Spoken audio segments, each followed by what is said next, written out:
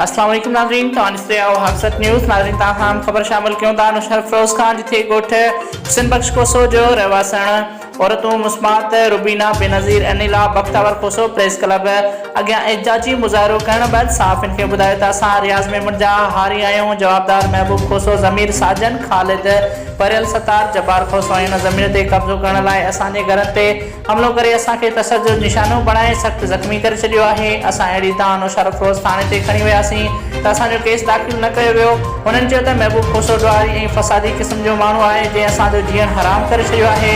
हुननि SSP नुशर फिरोज़ समेत आला अख़्तियारनि खां मुतालबो कयो त असां हमलो कंदड़ ॾुआरी महबूब खोसो समेत सभिनी जवाबदारनि खे गिरफ़्तार करे असांखे इंसाफ़ ॾियारियो वञे। रिपोर्ट करियो आहे नुशर फिरोज़ खां ब्यूरो चीफ मंज़ूर मलिक, हक़सत न्यूज़ नुशर फिरोज़।